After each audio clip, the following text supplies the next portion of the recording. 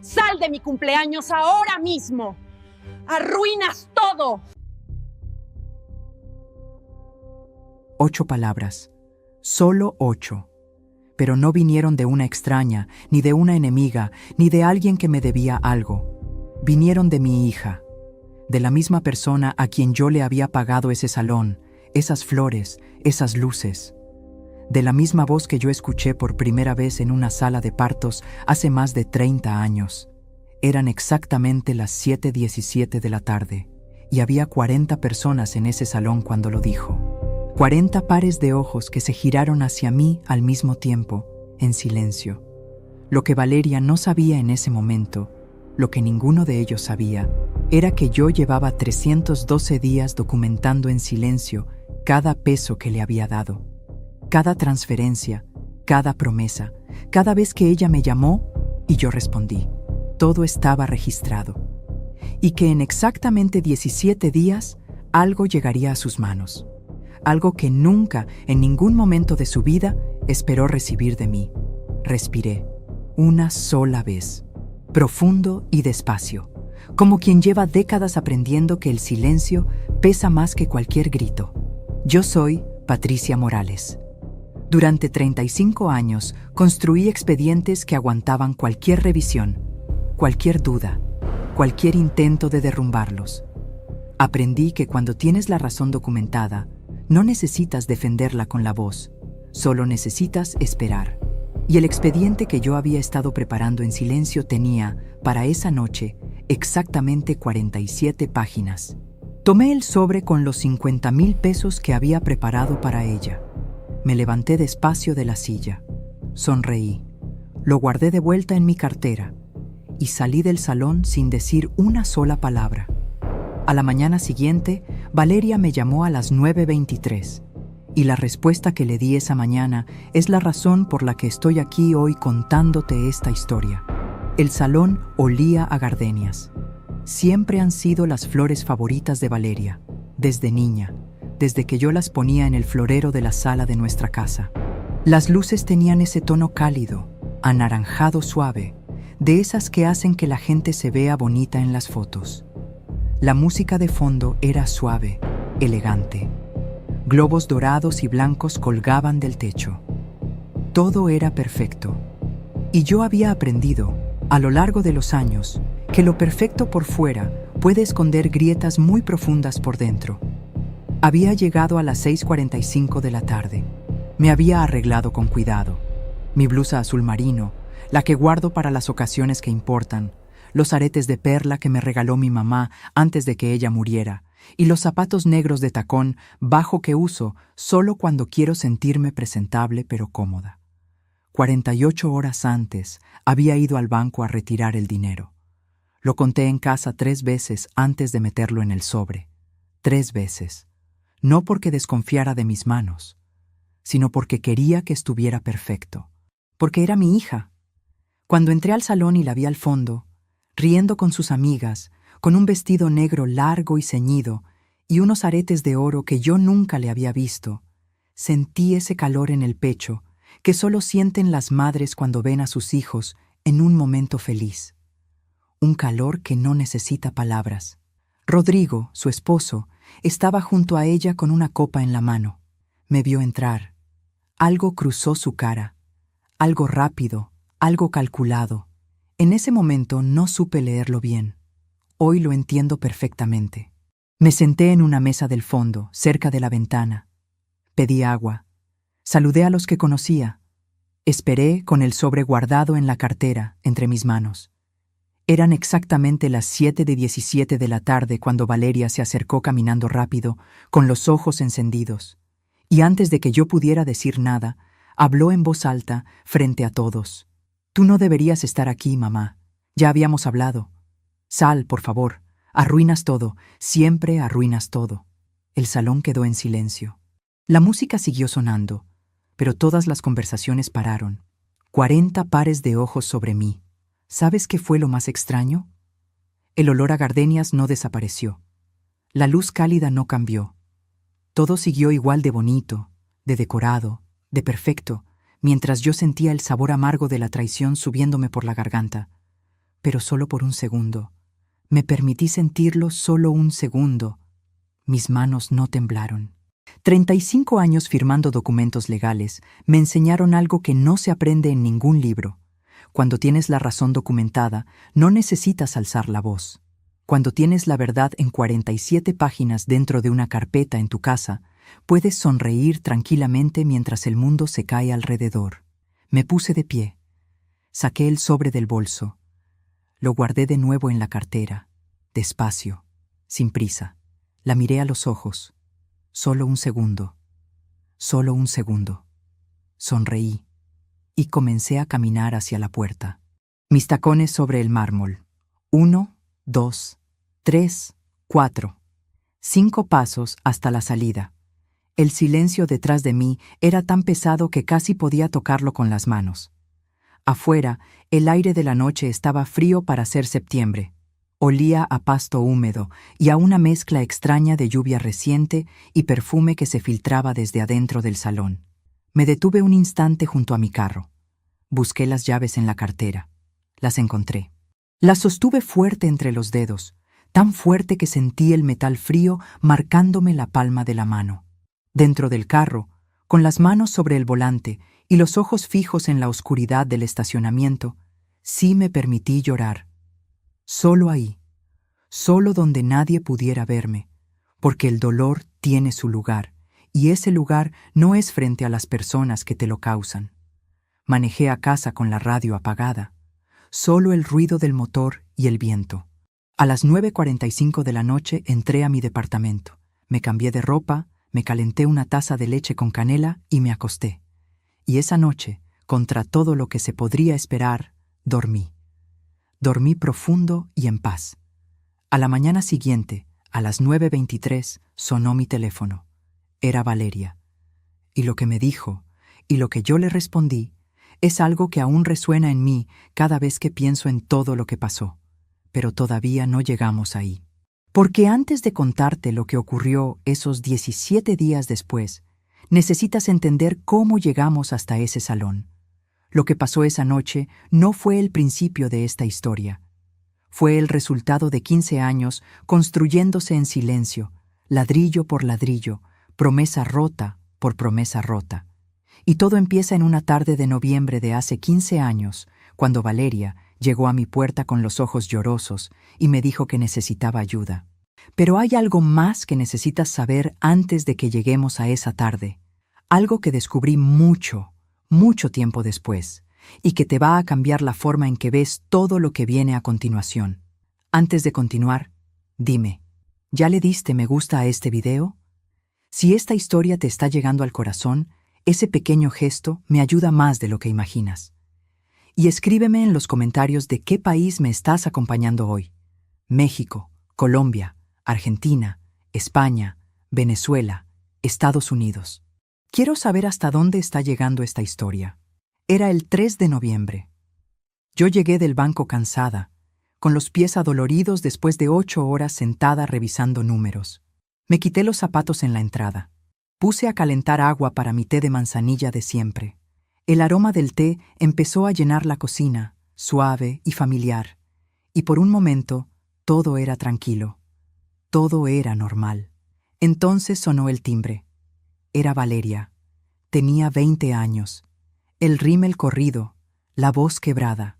Me dijo que Rodrigo y ella querían casarse, que ya habían encontrado un departamento, pero que no alcanzaban para el enganche de la hipoteca, que si yo podía ayudarlos, que solo sería esta vez. La senté en la mesa de la cocina. Le puse una taza de té entre las manos. Le dije que no se preocupara, y saqué mi chequera. Lo que yo no sabía esa noche, lo que solo entendí 15 años después, era que Rodrigo había calculado ese momento con mucho más cuidado del que yo podía imaginar. Esa fue la primera de muchas piezas de algo que tardé demasiado tiempo en ver completo. Pero eso ya lo iremos descubriendo juntos. Esa noche del 3 de noviembre, cuando Valeria se fue con el cheque en la mano, 80,000 pesos, todos mis ahorros de 2 años, me quedé sola en la cocina con la taza de té aún tibia entre los dedos. El aroma de la manzanilla todavía flotaba, suave y familiar, y yo sonreí, porque pensé que ayudar a mi hija a empezar su vida era exactamente para lo que había trabajado todos esos años. Eso no era ingenuidad, era amor. Y hay una diferencia entre las dos cosas, aunque a veces se parezcan demasiado. Rodrigo entró al departamento esa misma noche, unos 20 minutos después de que Valeria llamara para avisarme. Me extendió la mano. No me abrazó. Me dio la mano como si fuéramos colegas en una reunión de negocios. Tenía los ojos oscuros, mirada directa y una sonrisa que llegaba hasta los labios pero no más allá. Calculada. Esa es la palabra exacta que hoy usaría para describirla. Patricia, gracias. Lo tomaremos como un préstamo, me dijo. Me llamó Patricia. No señora, no mamá. Patricia. Como si yo fuera alguien que acababa de conocer en la calle. Valeria lo miró con adoración. Yo asentí y les serví café. Y esa noche, después de que se fueron, tomé mi agenda personal y anoté el monto del cheque en la página del 3 de noviembre, con letra pequeña. 80,000 pesos, enganche departamento, Valeria y Rodrigo. No sé con exactitud por qué lo hice en ese momento.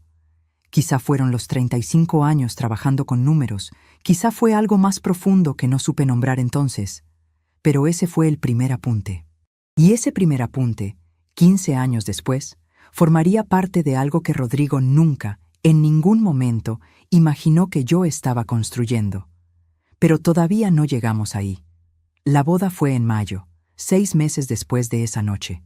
Yo pagué el vestido de Valeria, 12,000 pesos, y el salón de fiestas, 62,000 pesos más. Rodrigo dijo que ya pagaría su parte cuando estabilizaran sus finanzas. Me lo prometió frente a su propia madre, con esa misma sonrisa que llegaba hasta los labios y no más allá. Sus finanzas nunca se estabilizaron para esa deuda en particular, pero Valeria estaba radiante ese día, con los ojos brillando de felicidad, y yo pensé que algunas deudas tienen formas que no se miden en pesos. Me equivoqué, y eso también lo iré contando poco a poco. Los primeros 2 años de matrimonio transcurrieron con una calma que hoy reconozco como la calma que viene justo antes del frío. Los visitaba los domingos. Les llevaba comida preparada. A veces nos quedábamos a cenar los 3, aunque las conversaciones con Rodrigo siempre eran breves y superficiales. Él hablaba de trabajo, de proyectos, de inversiones. Raramente me preguntaba algo a mí. Raramente se interesó en lo que había pasado en mi semana, o en cómo estaba, o en los 35 años que yo llevaba construyendo expedientes que aguantaban cualquier revisión. ¿Sabes qué fue lo que noté primero? No fue algo grande. Fue algo pequeño. Un domingo llegué con un recipiente de arroz con leche, el postre favorito de Valeria desde niña, el que yo preparaba con canela y pasitas, el que ella pedía cuando estaba triste desde que tenía 5 años. Lo dejé en la mesa del comedor. Rodrigo lo miró un segundo, se levantó sin decir una sola palabra, tomó el recipiente con 2 dedos y lo metió al fondo del refrigerador, detrás de todo, como si estorbara. Valeria vio todo y no dijo nada. Yo tampoco, pero lo guardé. Y así es como empieza esto. No con un golpe, con un gesto, con algo pequeño que se nota y se guarda, que se suma a otro gesto y luego a otro. Un día tienes suficientes gestos guardados y el patrón completo se vuelve imposible de ignorar. En febrero del 2º año de matrimonio, tuve que operarme de la vesícula. Cirugía programada, nada de emergencia, pero 4 días hospitalizada. El primer día llamé a Valeria desde el hospital. Me contestó al segundo intento, con voz apresurada. «Ay, mamá, qué pesado. Te mando un mensajito después, estoy en el trabajo». El mensajito nunca llegó esa noche. Tampoco el segundo día. El tercero me llamó 2 minutos, preguntó si ya comía bien. No vino. 4 días hospitalizada, y mi hija no apareció ni una sola vez. Le di los 20 años antes de que ella tuviera su propia vida. Le di los domingos, los cumpleaños, las noches de desvelo. Le di el dinero de las vacaciones que nunca tomé. Le di el tiempo de los libros que no leí porque estaba trabajando para darle más. Le di todo lo que tenía, y también cosas que no sabía que todavía tenía. Y cuando más lo necesité, Cuando estaba en una cama de hospital con el suero en el brazo, ella no vino. La vecina del pasillo, doña Remedios, que apenas conocía de saludarla al pasar, llegó el segundo día con un caldo de pollo caliente y me acompañó 2 horas. Doña Remedios, que no me debía absolutamente nada. El día que me dieron de alta, manejé sola hasta mi departamento, con la espalda adolorida, y las instrucciones del médico dobladas en la cartera. Calenté una sopa de lata. Me senté en la mesa de la cocina y tomé mi agenda. Pasé las páginas hasta el 3 de noviembre del año anterior. Vi el apunte de los 80,000 pesos, y en la página de ese día de febrero agregué una segunda línea. Solo una, corta, pero específica. Esa fue la segunda entrada en lo que con el tiempo se convirtió en algo mucho más importante que una agenda personal. 6 meses después de la operación, Valeria me llamó un martes a las 6:48 de la tarde, con voz diferente, más cálida, más cercana. Me preguntó cómo estaba, me dijo que extrañaba mi cocina. Llegó el sábado siguiente con flores amarillas. Me ayudó a ordenar la alacena. Hablamos durante 3 horas como antes de Rodrigo, como antes de la boda, como cuando ella era adolescente y yo era el centro de su mundo. Sentí el calor de vuelta, el alivio genuino de creer que algo entre nosotras había cambiado. Cuando ya se iba, con las llaves en la mano, en la puerta, me dijo con la voz más dulce que le había escuchado en años: «Mamá, Rodrigo y yo estamos en un momento muy difícil. Necesitamos pedirte algo. Es urgente». Respiré hondo, y en ese instante supe, con la misma certeza que usaba en el banco para detectar un expediente con inconsistencias, que esa visita no había sido por mí, que alguien le había dicho exactamente cuándo volver y exactamente qué decirme. Lo que me pidió ese sábado en la puerta fue el inicio del segundo capítulo de algo que tardé demasiado en ver completo. Y la cantidad que me solicitó esa vez hizo que los 80,000 pesos del enganche parecieran algo muy pequeño. ¿Sabes cuánto fue? Ya llegaremos a eso. Pero antes de contarte ese número, necesitas entender algo sobre Rodrigo que yo no descubrí hasta mucho después. Algo que una persona completamente inesperada me reveló. Alguien que estuvo presente desde el principio y que yo nunca pensé que me diría la verdad. 120,000 pesos. Eso fue lo que me pidió Valeria ese sábado 14 de marzo, parada en mi puerta con las flores amarillas todavía frescas sobre la mesa. La tarde afuera estaba gris, de esas tardes que no terminan de decidir si van a llover o no. Rodrigo tenía una oportunidad de negocio. Un restaurante pequeño, en una ubicación perfecta, con socios confiables. Solo necesitaban el capital inicial para arrancar. Sería una inversión, no un regalo. Me lo pagarían en 12 meses, con el 10% de las ganancias.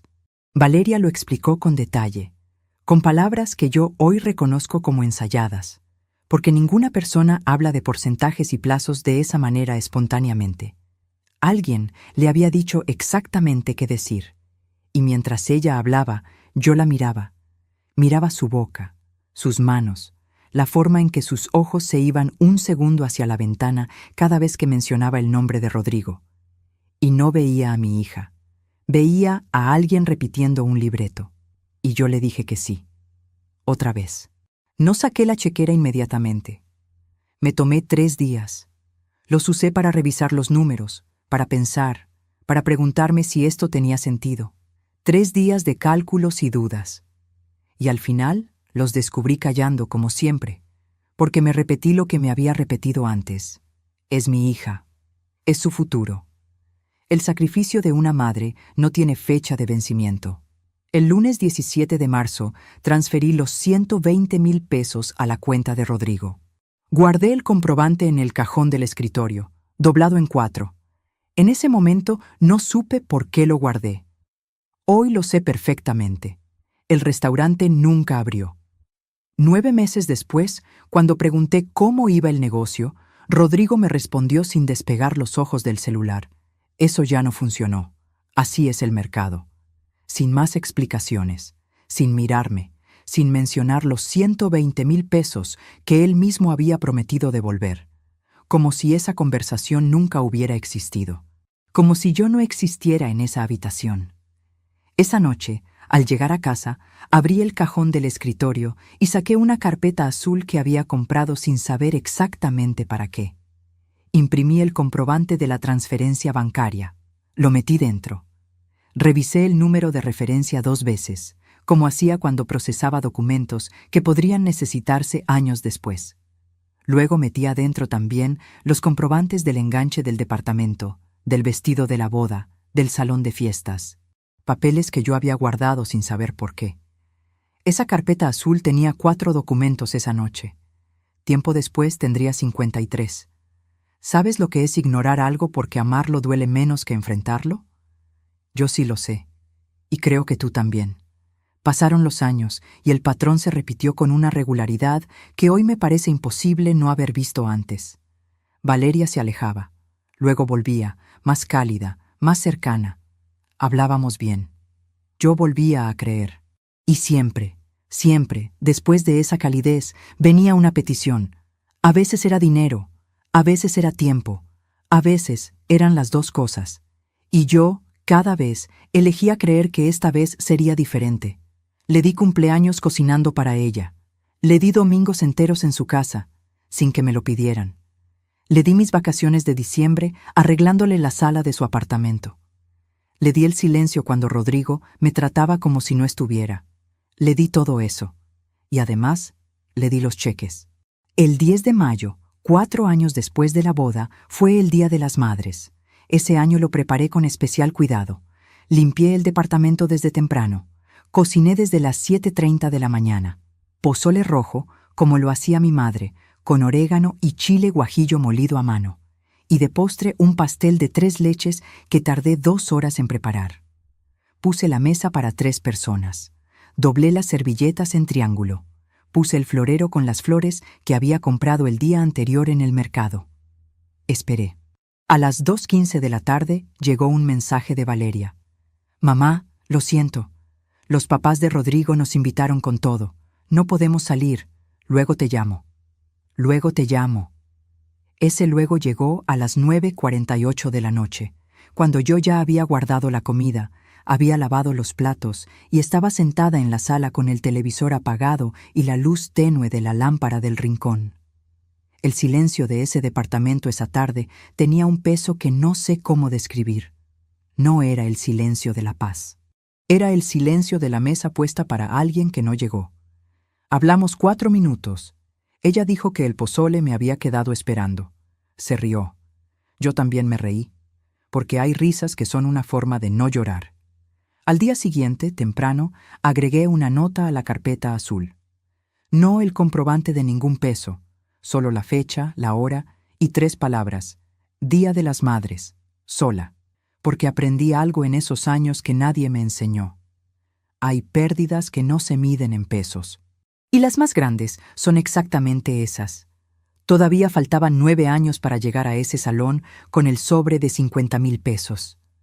Todavía faltaban 9 años y 17 días más allá de esa noche para que Valeria entendiera lo que significa recibir algo que nunca esperaste de tu propia madre. Pero yo en ese momento no podía ver eso. Solo podía ver a mi hija. Solo podía ver el amor que le tenía y cómo ese amor, sin que yo me diera cuenta, se había convertido en la puerta por donde entraba todo lo demás. En octubre de ese mismo año, algo cambió. Rodrigo empezó a llamarme. Me preguntaba cómo estaba. Llegó un domingo a mi departamento con Valeria y trajo pan dulce, el tipo que a mí me gusta, el que tiene azúcar granulada encima. Se quedaron 3 horas. Rodrigo me preguntó por mis años, escuchó con atención. Me llamó mamá por primera vez. Sentí algo que no esperaba sentir. Alivio. Y ese alivio, en ese momento, se sentía tan bien que no quise cuestionarlo. Hoy sé que eso fue exactamente lo que él buscaba. Eso duró exactamente 4 meses. En febrero del año siguiente, a las 8:22 de la mañana de un jueves, Rodrigo me llamó al celular, cosa que prácticamente nunca hacía. Voz amable, palabras cuidadas. Y al final de la conversación, después de preguntarme por mi salud y por el clima, y por si había dormido bien, Me dijo que tenían una situación delicada con el departamento, que el banco había enviado un aviso, que necesitaban liquidar la deuda pendiente de la hipoteca o corrían riesgo de perder el inmueble, que si yo podía ayudarlos una última vez. Quise creer que los 4 meses de calidez eran reales.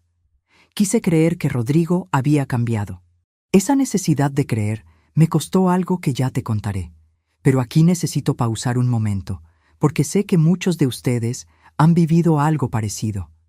Alguien que regresa justo cuando te necesita, con exactamente el tono de voz correcto, diciendo exactamente las palabras que querías escuchar. ¿Te ha pasado eso alguna vez? ¿Has dado por amor algo que al final te costó más de lo que imaginabas? Escríbeme en los comentarios.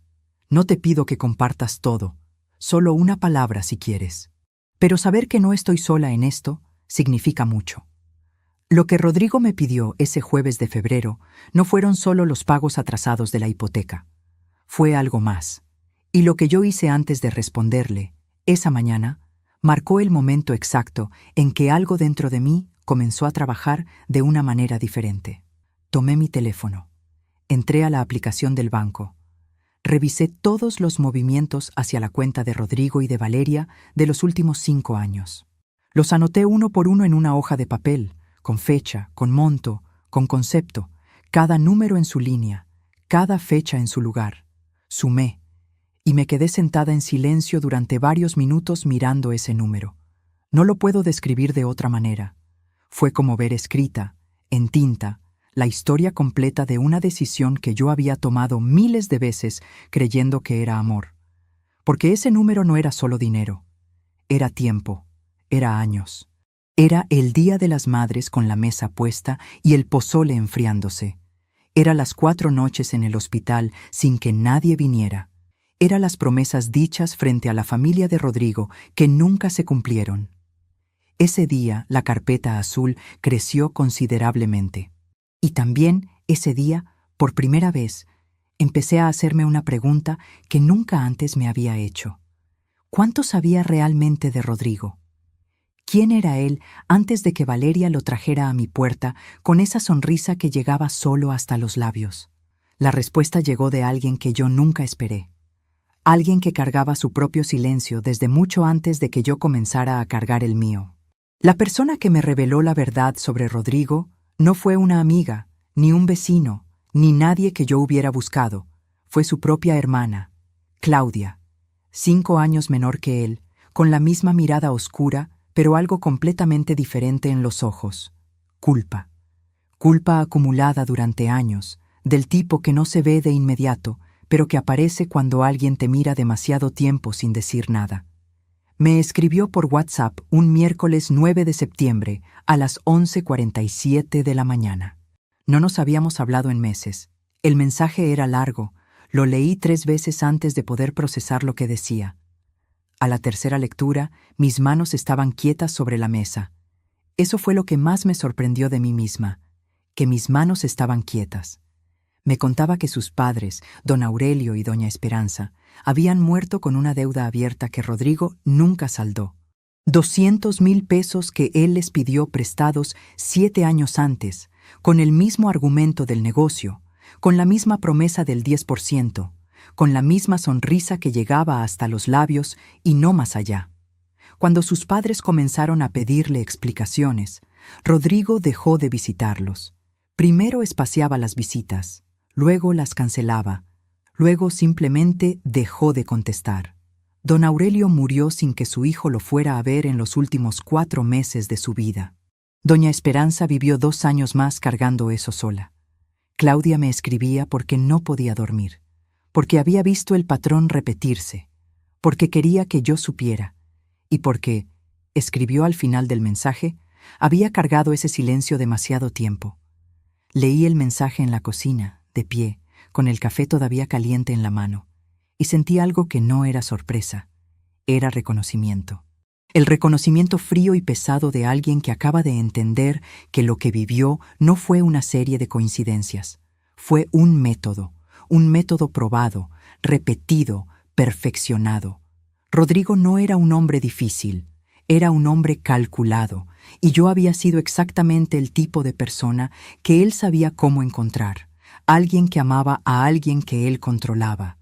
Esa comprensión no llegó como un golpe, llegó como cuando amanece, sin que notes el momento exacto en que la oscuridad se convierte en luz. Pero de repente ya no hay sombras en ningún rincón. Guardé la captura de pantalla de ese mensaje en la carpeta azul. Fue la primera evidencia que no era mía, y fue la que más peso tuvo en todo lo que vino después. Pero ese descubrimiento no detuvo nada todavía, porque el amor de madre no funciona así. No se apaga con una captura de pantalla, por más que duela leerla. 4 meses después de ese mensaje, el 24 de diciembre, Valeria me invitó a la cena de Nochebuena. Yo llegué con tamales hechos en casa desde las 5:00 de la mañana. Masa preparada a mano, como me enseñó mi mamá. Relleno de puerco con chile rojo, los que Valeria decía adorar desde niña. Llegué al departamento a las 7:30 de la noche, con la bandeja cubierta con un trapo de cocina bordado, todavía tibia, oliendo a especias y a todo lo que yo quería decirle a mi hija sin palabras. Hay cosas que una madre solo puede decir con las manos. Esa bandeja era una de ellas. Rodrigo abrió la puerta. Miró la bandeja. Luego me miró a mí. «Ah», dijo. «Solo eso». «Ah». Y se hizo a un lado para dejarme pasar. En la mesa había 7 personas. Rodrigo, Valeria, los padres de Rodrigo que aún vivían en ese tiempo, la hermana de Rodrigo con su esposo, y yo. Puse los tamales en el centro. Me senté en el extremo de la mesa, cerca de la ventana. Olía a pino artificial y a una colonia cara que flotaba desde el cuello de Rodrigo. Las luces del árbol de Navidad parpadeaban en el rincón, encendiéndose y apagándose con esa cadencia tranquila que no sabe lo que está iluminando. A los 20 minutos, mientras todos servían sus platos, Rodrigo miró los tamales y dijo en voz alta, con esa sonrisa frente a todos: «Los años que llevas haciéndolos y siguen igual de secos, Patricia». Silencio. 2 segundos de silencio absoluto alrededor de esa mesa. El tipo de silencio que no es vacío, que está lleno de personas que escucharon y decidieron no reaccionar. Valeria no dijo nada. Sus suegros miraron sus platos. La hermana de Rodrigo, Claudia, me miró directamente a los ojos desde el otro lado de la mesa. Vi en su cara exactamente lo que ella sabía que yo estaba sintiendo en ese momento. Vi también algo más: vergüenza. La vergüenza de quien conoce bien a alguien y sabe exactamente de qué es capaz. Yo tomé mi copa de agua con ambas manos. Despacio, la sostuve. Sentí el frío del vidrio contra las palmas y respondí con una voz tan tranquila que hasta yo misma la reconocí como algo distinto a lo que sentía por dentro. «Tienes razón. La próxima vez los compro en la tienda. Así todos quedan contentos». Y sonreí. Y seguí comiendo. Por fuera, con postura perfecta. Por dentro, algo se estaba reorganizando en silencio. Algo que no era rabia. Era claridad. La misma claridad que sientes cuando revisas un balance que no cierra y de repente encuentras el número que faltaba. Todo encaja. Todo tiene sentido. Y ya no puedes dejar de verlo. Esa noche, de regreso a casa, no lloré. Encendí la lámpara del escritorio. Abrí la carpeta azul. Agregué una hoja con la fecha, 24 de diciembre. Y anoté lo que había ocurrido, palabra por palabra, con el nombre de cada persona presente en esa mesa. Testigos. Eso era lo que tenía ahora, sin haberlo planeado, sin haber calculado nada. Los testigos siempre estuvieron ahí. El 27 de diciembre, 3 días después, Valeria me llamó. Voz suave, tono arrepentido. Me dijo que Rodrigo a veces decía cosas sin pensar, que estaba estresado por el trabajo, que yo no me lo tomara a pecho. Me dijo que me quería. Me dijo que fuéramos a tomar un café, solo las dos, como antes. Fui. Por supuesto que fui, porque era mi hija. Nos sentamos en la cafetería de siempre, la del centro, la que huele a pan recién horneado y a canela desde que entras. Valeria me abrazó al llegar, fuerte, de las que duran un segundo más de lo esperado.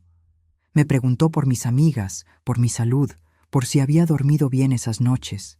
Hablamos 2 horas. Hablamos de verdad, de cosas pequeñas y cosas grandes, de recuerdos de cuando ella era niña que ninguna de las dos había mencionado en años. Al final, antes de despedirnos, con los ojos un poco brillantes, me dijo: «Mamá, de verdad lo siento. Tú mereces más».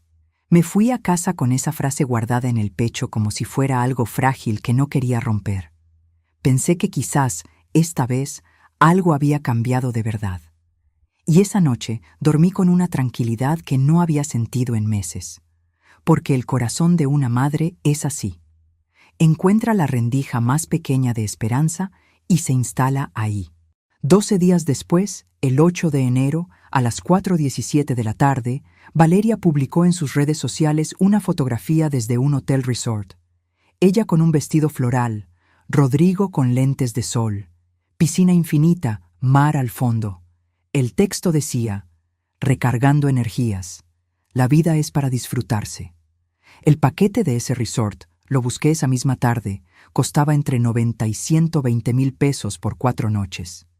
El mismo mes en que me habían dicho que no tenían para cubrir el seguro del departamento. El mismo mes en que yo todavía tenía en la mente la voz de Valeria diciéndome que merecía más. Tomé una captura de pantalla de esa publicación. La metí en la carpeta azul. Y así fue como la carpeta azul dejó de ser solo un registro de pérdidas económicas. Se convirtió en algo más completo, más preciso, un retrato.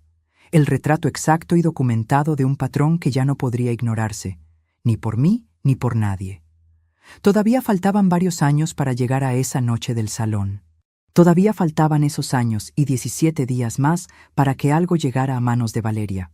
Pero ese 8 de enero, mientras miraba esa fotografía en la pantalla con la misma tranquilidad con la que alguna vez revisé hipotecas que no cuadraban, tomé una decisión silenciosa que cambió la dirección de todo lo que vino después.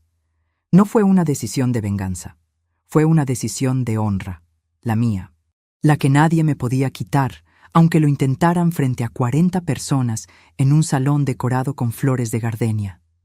Lo que decidí ese día, y cómo lo ejecuté durante los meses siguientes, es algo que todavía me cuesta trabajo describir, porque requirió de mí algo que nunca pensé que tendría que usar contra mi propia hija.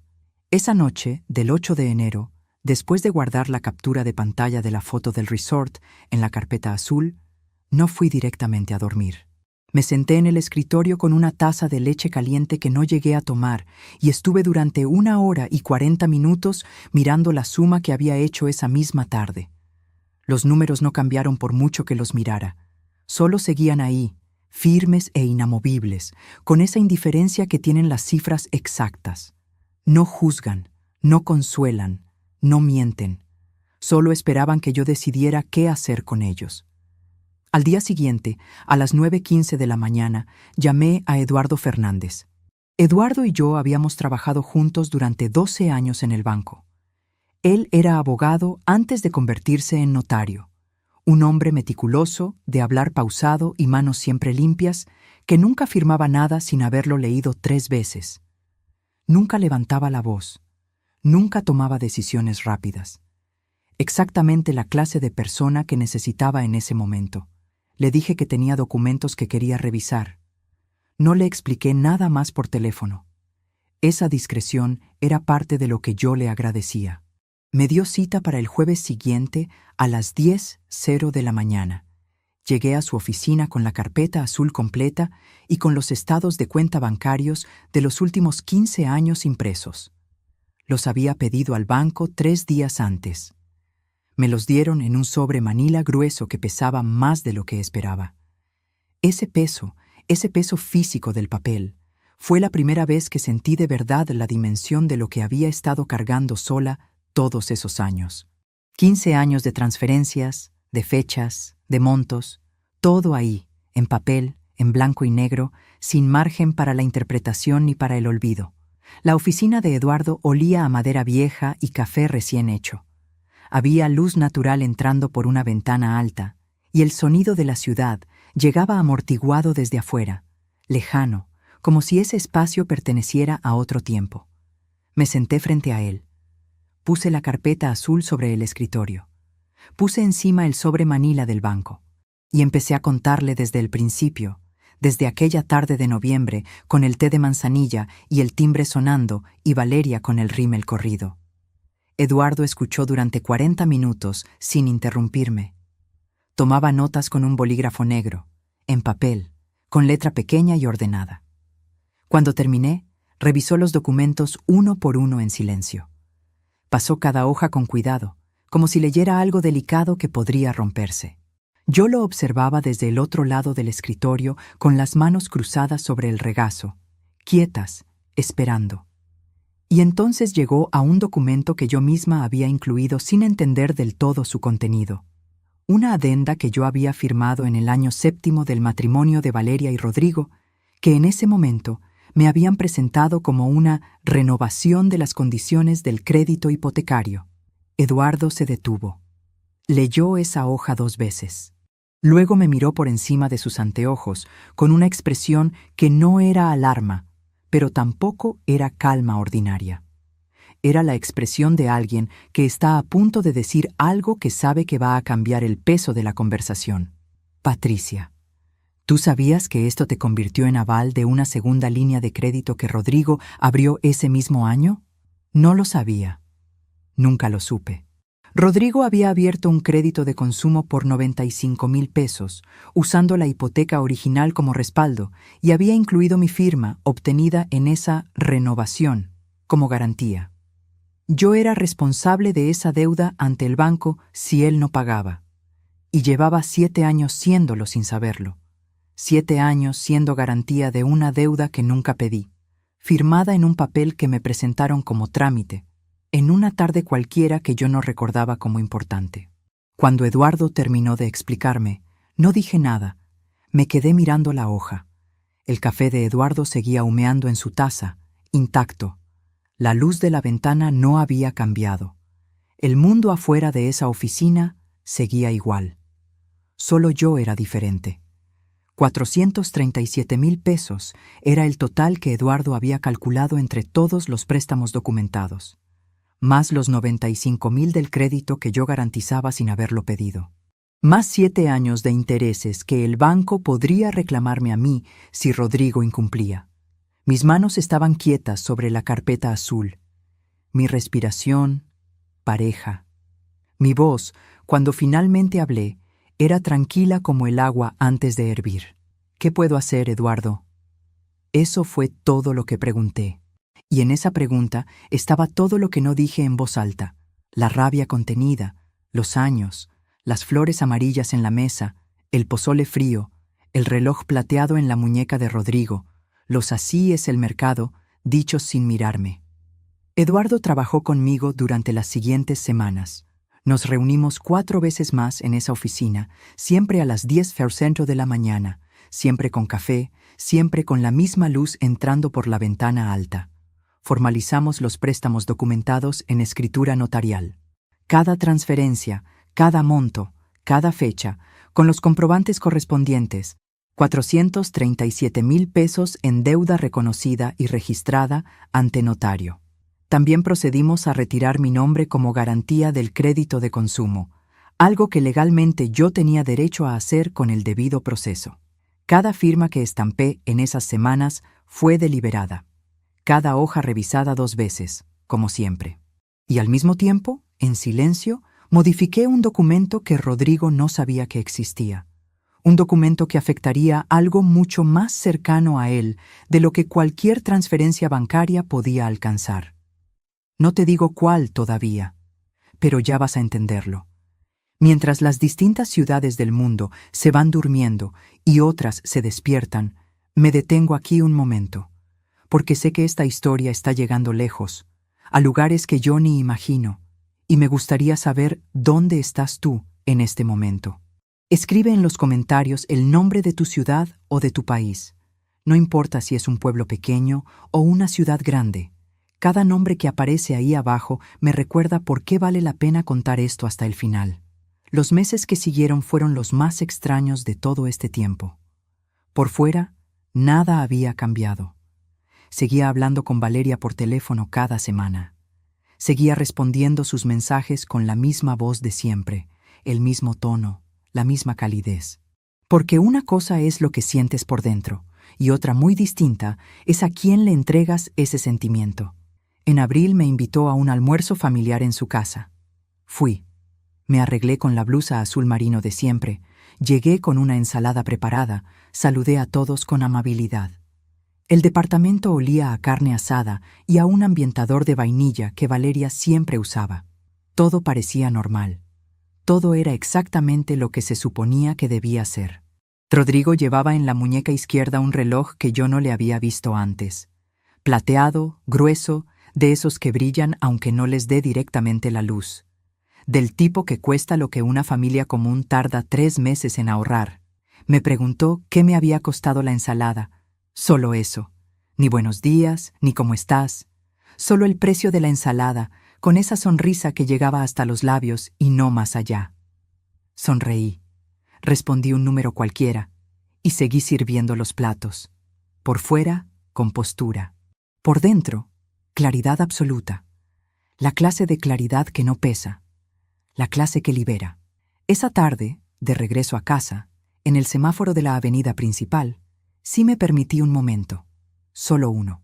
Puse las manos sobre el volante, cerré los ojos 5 segundos y respiré. Escuché el ruido del motor, la ciudad afuera, un claxon lejano. No era tristeza exactamente, tampoco era rabia. Era el peso sereno de entender algo que nadie quiere entender sobre las personas que ama. Que a veces el daño no viene de quienes no te conocen. Viene de quienes te conocen demasiado bien.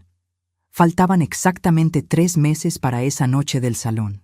Para las 7:17 de la tarde, los 40 pares de ojos, el olor a gardenias y las 8 palabras que Valeria lanzó frente a todos. 3 meses en los que yo seguiría siendo la misma madre de siempre por fuera, mientras por dentro la carpeta azul crecía y los documentos con Eduardo avanzaban con la precisión silenciosa de algo que no tiene prisa porque ya sabe cómo termina.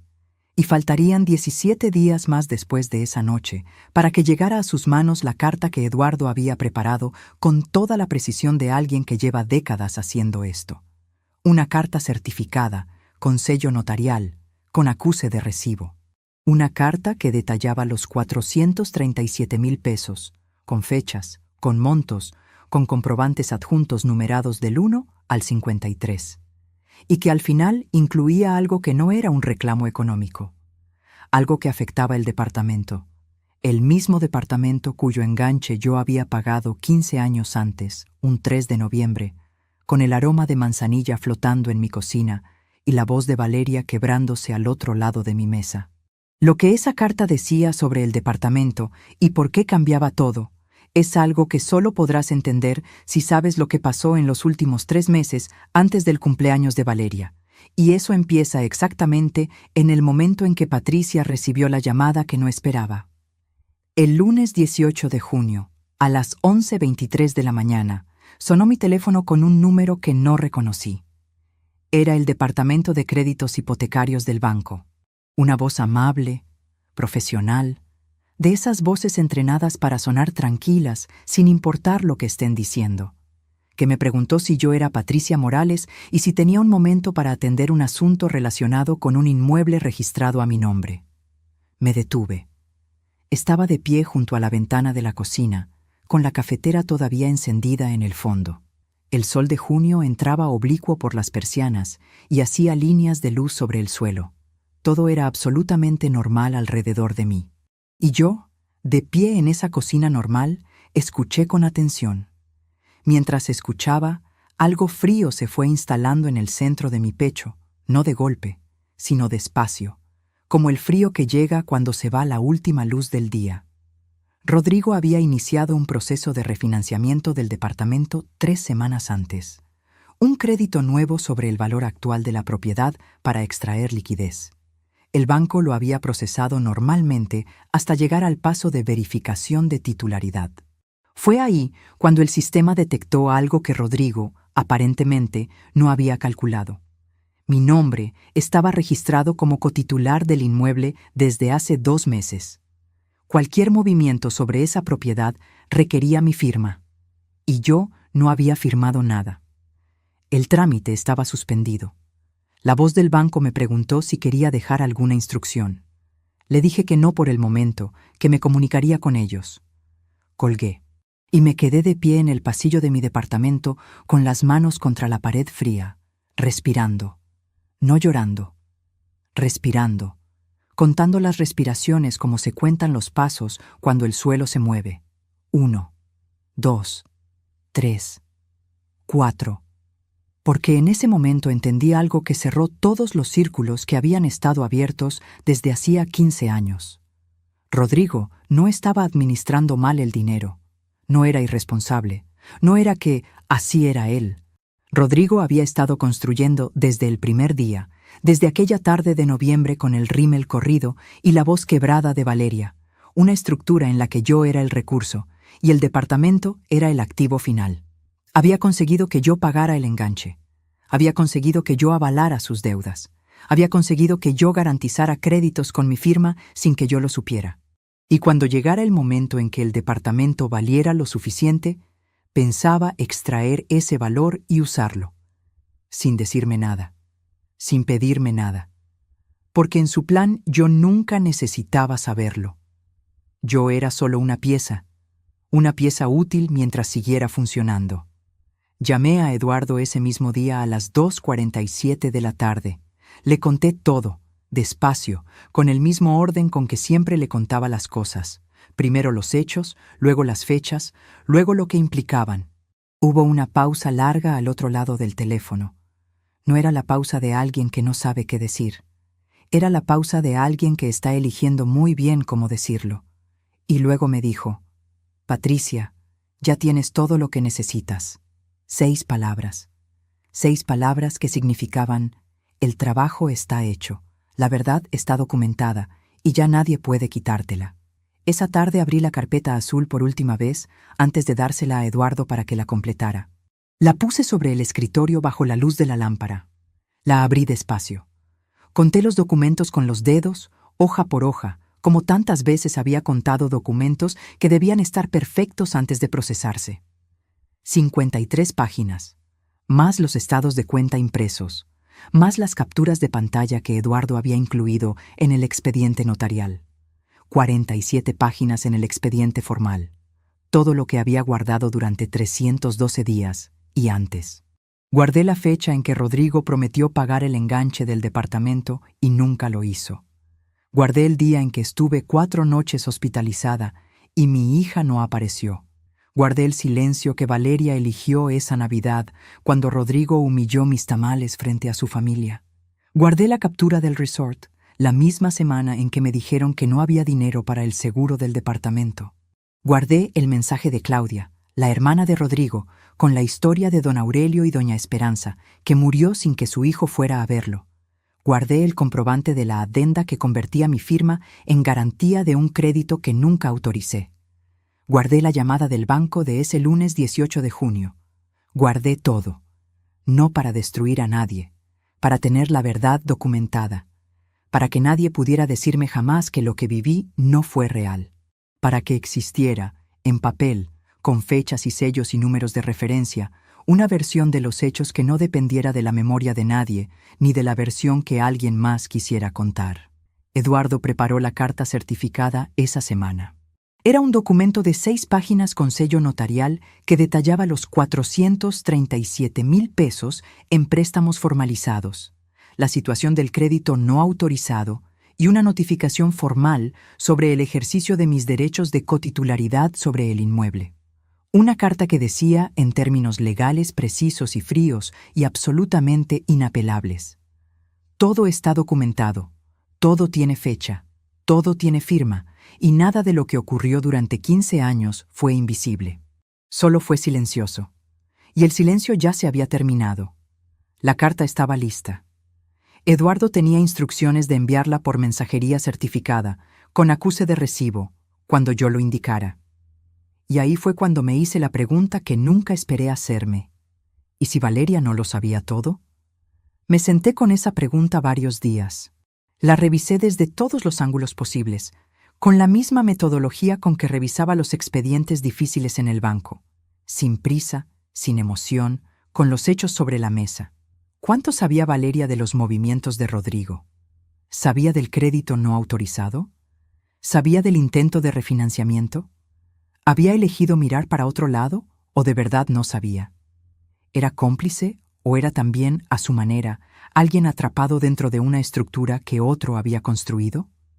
No tenía la respuesta, y me importaba tenerla, porque Valeria era mi hija, porque la misma voz que esa noche me diría «arruinas todo», era la misma voz que yo había escuchado en una sala de partos hace más de 30 años.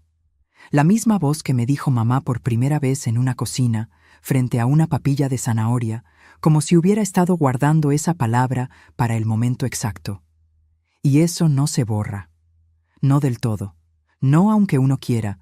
No aunque haya 53 páginas que expliquen por qué debería borrarse. Entonces tomé una decisión que solo puedo describir como la más difícil y la más clara al mismo tiempo. No son cosas que se excluyan. A veces las decisiones más claras son las que más duelen. Le daría una última oportunidad. Su cumpleaños era el 14 de septiembre. Faltaban menos de 3 meses. Yo iría. Me arreglaría con cuidado, como siempre lo hago para las cosas que importan. Llevaría el sobre con los 50,000 pesos que había apartado, porque quería saber si podía entregar ese sobre con el corazón limpio. Y observaría, no con rencor, con claridad, si Valeria me recibía con el corazón abierto, si había algo genuino todavía entre nosotras que no hubiera sido doblado por Rodrigo. Yo encontraría la manera de hablar con ella antes de que todo se hiciera oficial. Pero si ese día me confirmaba que había elegido mirar para otro lado, que había elegido a Rodrigo por encima de la verdad, incluyendo la verdad sobre su propia madre, entonces la carta saldría al día siguiente sin vacilar. Nadie lo sabía. Ni Eduardo, ni Claudia, ni ninguna amiga, ni ninguna persona en el mundo. Solo yo, con esa decisión guardada en el mismo lugar donde había guardado todo lo demás, en silencio, en orden, sin decírsela a nadie hasta que llegara el momento de que importara. Pasaron los meses. Julio llegó con calor, con el ruido de los ventiladores en las noches y la luz blanca de las tardes largas. Agosto, más rápido de lo que quise, con sus tormentas cortas que llegaban de repente y se iban sin avisar. Yo seguía con mi rutina. El café a las 7:00, el mercado los sábados, las llamadas semanales con Valeria, con la misma voz, el mismo tono, la misma cordialidad sin grietas. En las últimas semanas recibí 2 mensajes de Valeria, uno preguntando si asistiría a su fiesta y otro diciéndome que sería algo íntimo, solo gente cercana. Los 2 los respondí con pocas palabras, con cordialidad, sin darle ninguna señal de lo que cargaba, porque cuando tienes la razón documentada, no necesitas anticiparla. Solo necesitas llegar. El 13 de septiembre, la noche anterior al cumpleaños de Valeria, me senté en la silla del escritorio y estuve un largo rato en silencio. No revisando nada, no calculando nada, solo sentada. Afuera el cielo estaba despejado, de ese azul oscuro limpio que solo aparece cuando no hay nubes ni polvo en el aire. Una luna casi llena, visible desde la ventana, le daba un tono plateado a todo, al techo, a las paredes, al escritorio, a mis manos. El departamento olía al jabón con que había fregado el piso esa tarde, limpio y neutro, como un cuarto que ha sido preparado para algo importante. Revisé el sobre con los 50,000 pesos. Lo conté una vez, solo una, no porque dudara de mis manos, sino porque quería hacerlo con atención, con presencia, como un último gesto de cuidado hacia algo que quizás no llegaría a entregarse. Escribí un mensaje a Eduardo. Mañana es el día. Si no te escribo antes de la medianoche, espera mi señal. Le di enviar. Vi el doble cheque azul. Lo guardé en el bolsillo. Apagué la luz. Me acosté. Y pensé, por última vez, en la primera vez que Valeria me llamó mamá. Tenía 11 meses. Estábamos en la cocina. Ella en su sillita, yo preparando su papilla de zanahoria con el delantal todavía puesto. Me miró y lo dijo, como si lo hubiera practicado, como si lo hubiera estado guardando para ese momento exacto. Y yo me quedé quieta con la cuchara en la mano porque hay momentos que no quieres mover por miedo a que se rompan. Cerré los ojos. A la mañana siguiente me levanté a las 6:30. El cielo afuera era gris claro, de madrugada que aún no termina de hacerse día. Preparé café. Me duché con agua caliente. Me sequé despacio. Me puse la blusa azul marino, los aretes de perla de mi mamá, los zapatos de tacón bajo que uso solo cuando quiero sentirme presentable pero cómoda. Me miré en el espejo del pasillo un momento. No para juzgarme, para reconocerme. Tomé la cartera. Dentro, el sobre. Dentro del sobre, 50,000 pesos contados la noche anterior. Y salí. Lo que Valeria hizo esa noche cuando me vio entrar al salón, lo que dijo, y dónde, y delante de quiénes, ya lo sabes. Ya te lo conté al principio. Las 8 palabras, los 40 pares de ojos, el olor a gardenias, mis tacones sobre el mármol. Ya lo sabes. Pero lo que todavía no sabes es lo que pasó en las horas siguientes a que yo saliera de ese salón. Lo que ocurrió esa misma noche, después de que manejé a casa con la radio apagada y el sonido del motor como única compañía.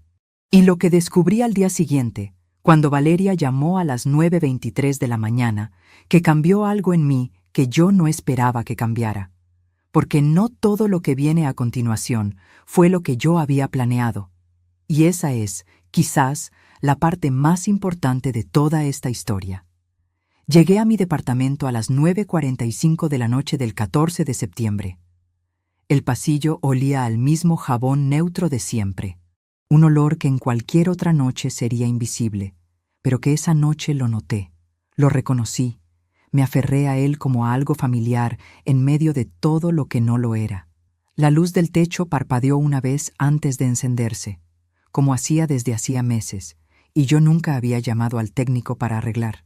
Me quité los zapatos en la entrada, despacio, con los mismos movimientos de siempre. Puse la cartera sobre la mesa. Y me senté en la silla de la cocina sin encender más luces, en ese silencio que no es vacío sino lleno de cosas que todavía no has terminado de procesar. A veces el cuerpo necesita llegar antes que la mente. Tenía el teléfono en la mano. Solo necesitaba escribir 2 palabras a Eduardo. 2 palabras que habían sido el destino de 15 años de paciencia y carpetas azules y números contados 3 veces. Y entonces sonó. No era Eduardo. Era Valeria. A las 9:52 de la noche, con el ruido de fondo de la fiesta todavía activo. Música, voces, el tintineo de copas, risas que llegaban amortiguadas desde algún lugar que ya no era mío. Atendí. No porque esperara algo, sino porque era mi hija. Habló en voz baja, casi un susurro, como alguien que habla desde un rincón donde no quiere que la escuchen, con la boca cerca del teléfono y la cabeza girada hacia la pared. Mamá, perdóname. Necesito que sepas que yo no quería que pasara así.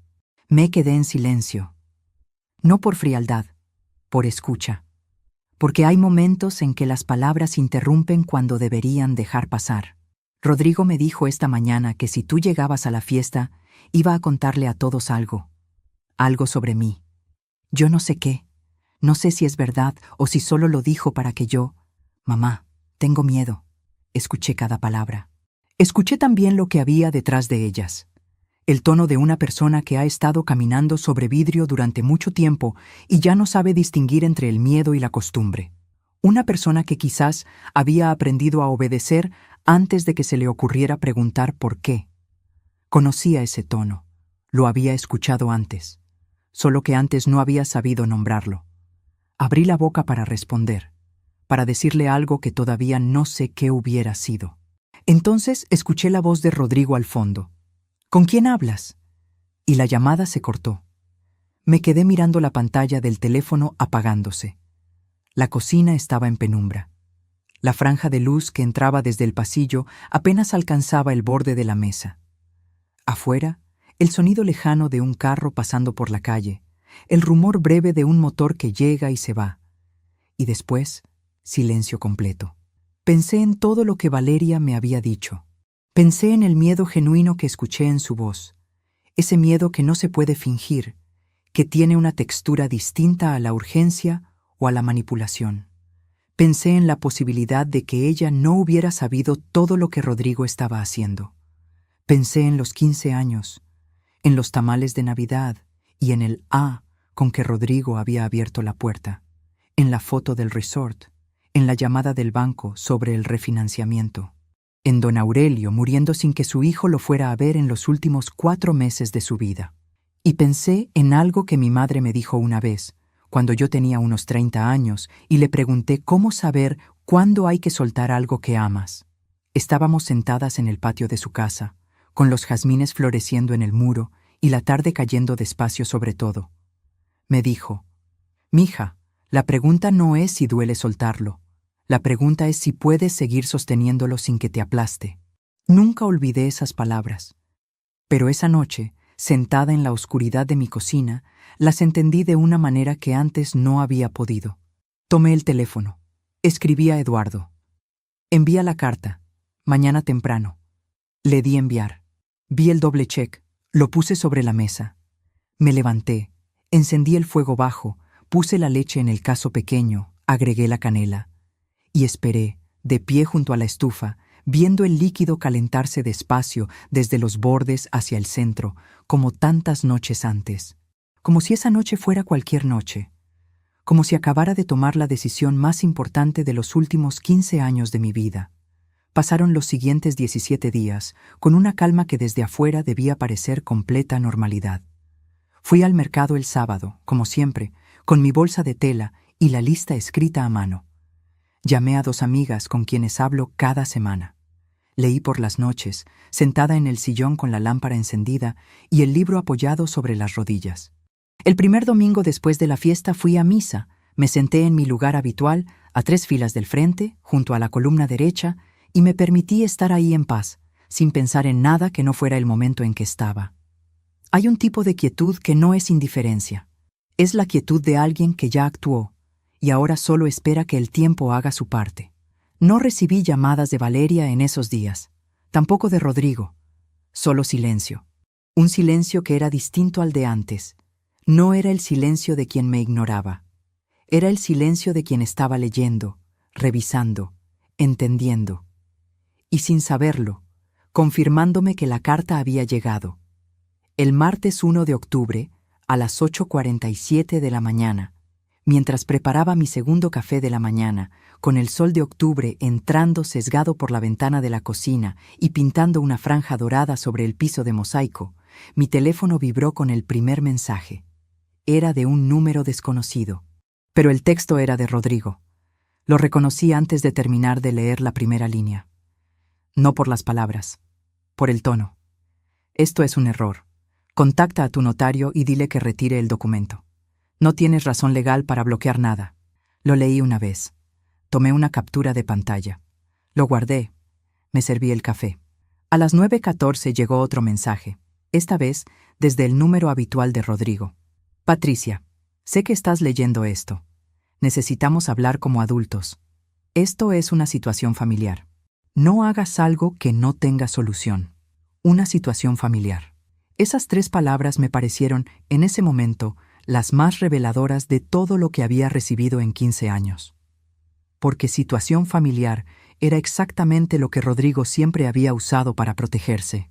La idea de que lo que ocurría entre nosotros no podía salir de las paredes de una casa, que la familia era una razón para callar y no para documentar. Tomé captura de ese mensaje también. A las 9:31 de la mañana, su teléfono llamó directamente. 2 veces. No atendí.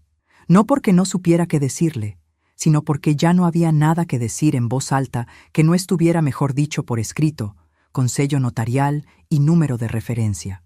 El vapor del café subía en espiral frente a la ventana.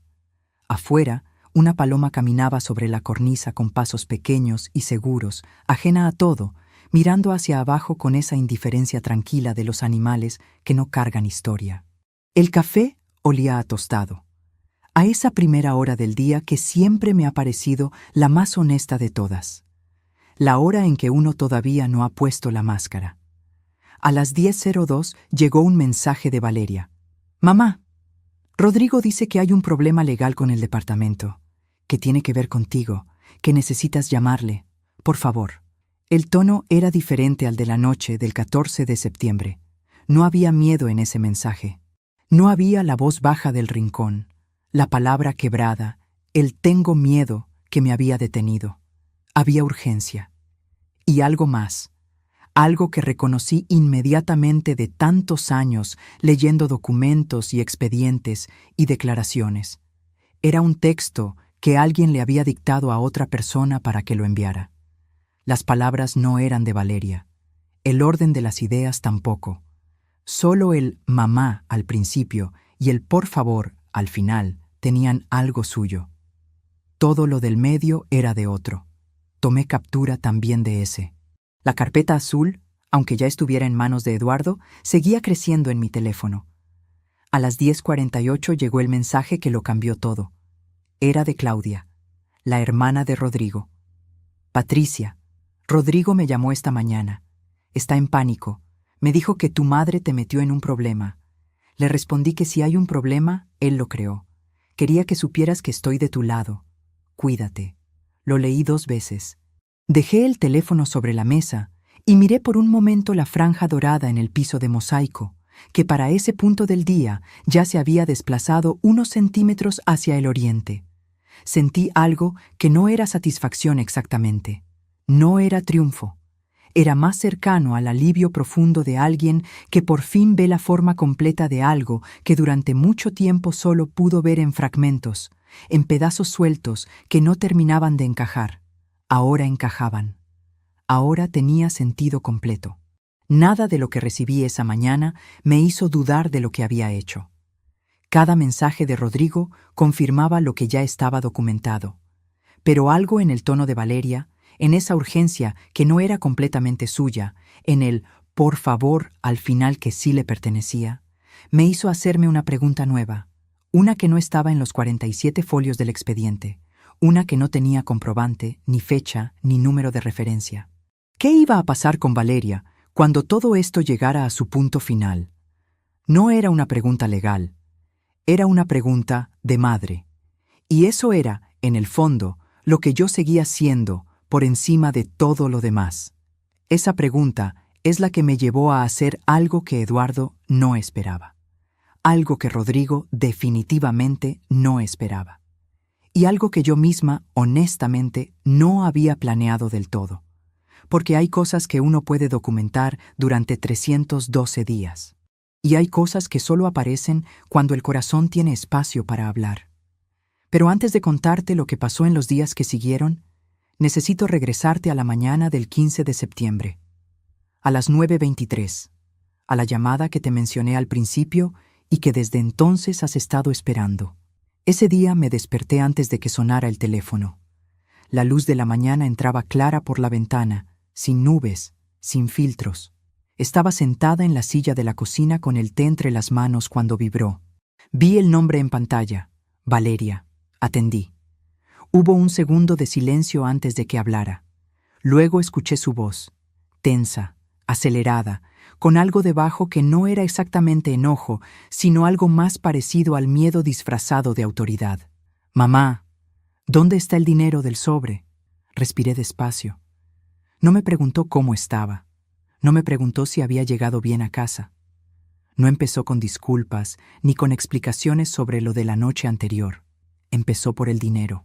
Y en ese instante entendí algo que quizás ya sabía, pero que hasta ese momento no había sentido con esa claridad. La pregunta no era sobre el dinero del sobre. Era sobre el control. Era la primera señal de que Rodrigo ya sabía que algo se había movido, que yo no había reaccionado como debía, que algo no estaba según el plan. Le respondí con la misma calma con que habría firmado un documento legal en el banco. El sobre está vacío, Valeria. Igual que muchas cosas que fui dando durante años sin que nunca preguntaras de dónde venían. Cuando estés lista para hablar de eso, de verdad, llámame. Sin Rodrigo. Silencio. ¿Qué significa eso? Significa lo que dice, mija. Y colgué. Por primera vez en 15 años, colgué yo. Me quedé con el teléfono en la mano, el té enfriándose frente a mí, y un silencio que no era vacío. Era el silencio de alguien que acaba de hacer algo irreversible y lo sabe, y aún así no lo lamenta. Valeria no llamó de nuevo ese día, ni el siguiente. Llamó el miércoles 17 de septiembre, a las 6:44 de la tarde. Esta vez su voz era diferente. No había prisa, no había el tono dictado de los mensajes de Rodrigo. Era la voz que escuché en la cafetería de enero, cuando vino con flores amarillas. Esa voz que yo siempre reconocí como la real, aunque no siempre supiera cuánto quedaba de ella. Mamá, necesito verte, solo nosotras. Le dije que sí. Le dije el viernes, a las 4 de la tarde, en la cafetería de la Avenida Morelos, la de siempre. Ahora bien, antes de contarte lo que ocurrió ese viernes, necesito preguntarte algo, porque llegué a esa mesa con una decisión que todavía hoy me cuesta describir sin que me tiemble algo por dentro. Llevaba en mi bolso un sobre, no con dinero, con 6 hojas impresas, el resumen del expediente notarial, los 437,000 pesos documentados, la adenda del crédito no autorizado, la captura del mensaje de Claudia, y la última hoja, la que más me pesó meter en ese sobre, el documento que describe lo que Rodrigo hizo con sus propios padres. Y yo sabía que si le mostraba eso a Valeria, algo entre nosotras cambiaría para siempre. No podría desdecirse. No podría fingir que no lo vio. ¿Tú lo habrías hecho? ¿Le habrías mostrado eso a tu hija sabiendo lo que significaría? ¿O habrías protegido a tu hija del dolor de ver al hombre que eligió con esa claridad? Escríbeme en los comentarios. De verdad quiero saber qué habrías hecho en mi lugar, porque esa pregunta todavía me acompaña. La cafetería olía a pan horneado y a café de olla. La mesa junto a la ventana, la misma donde nos habíamos sentado tantas veces desde que Valeria era pequeña, estaba libre. Me senté primero. Pedí agua. Esperé.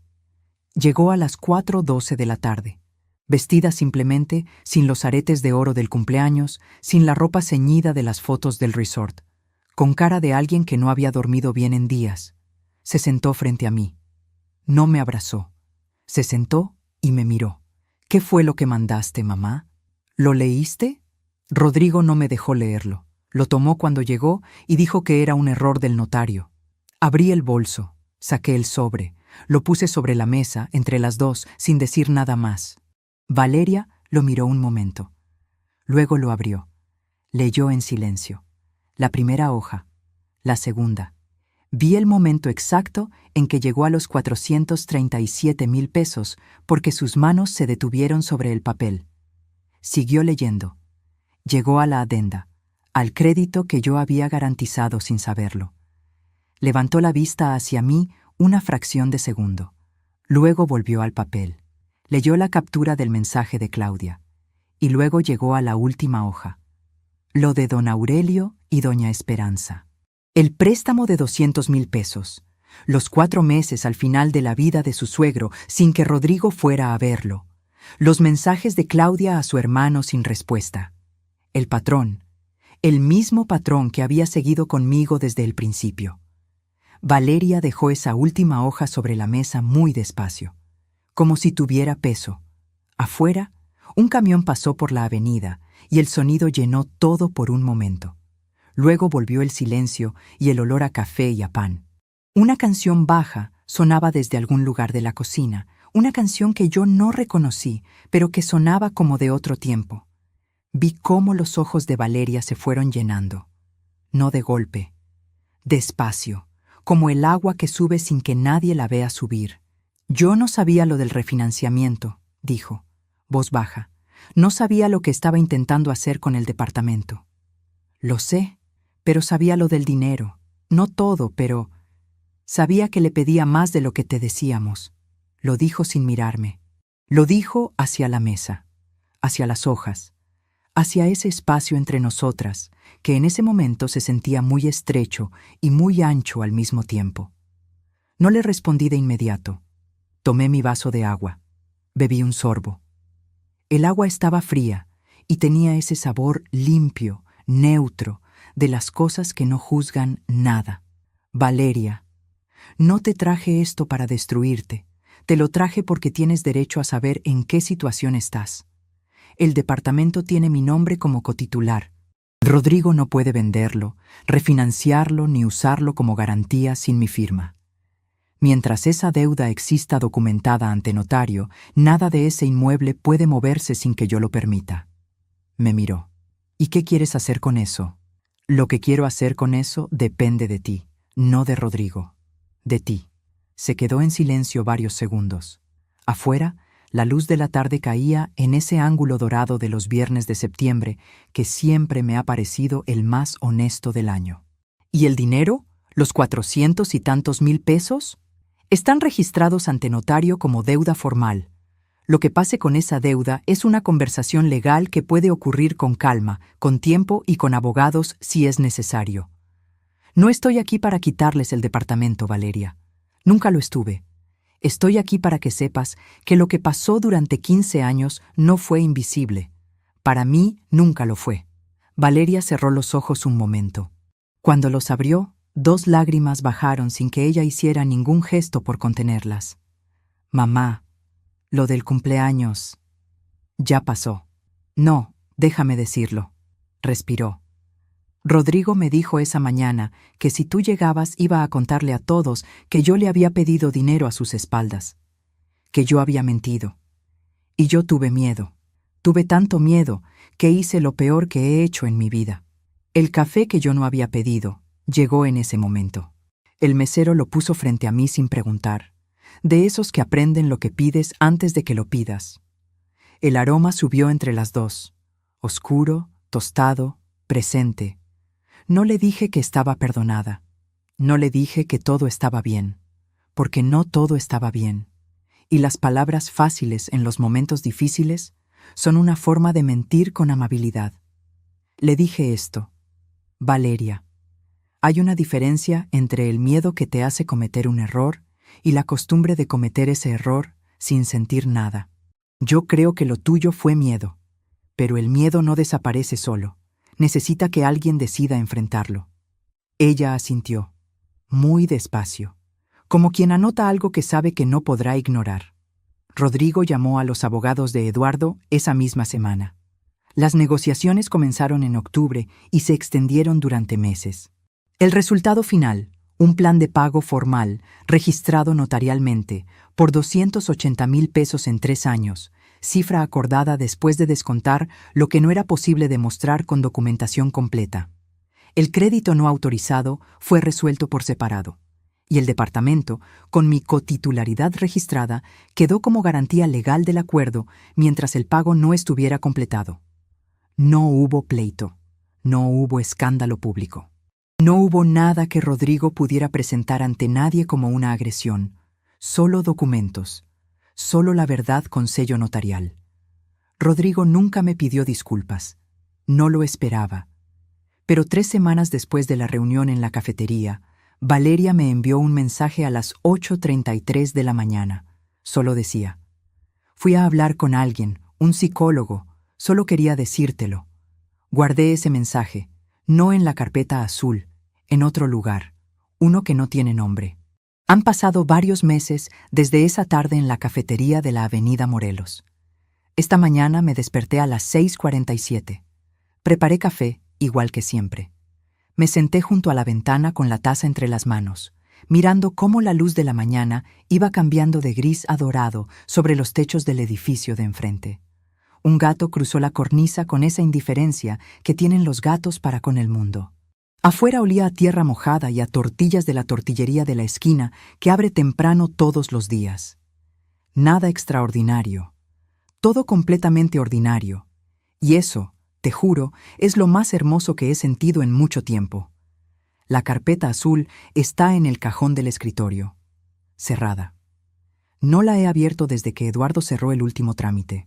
No la necesito abierta. Ya cumplió su función. Valeria y yo nos hablamos. No todos los días. No como antes, no con la frecuencia de los domingos que en realidad nunca fueron completamente míos. Pero cuando hablamos, hablamos de verdad, sin el peso de algo que ninguna de las dos nombra, pero que las dos sabemos que está ahí, entre nosotras, como la cicatriz de una herida que ya no duele, pero que tampoco desaparece.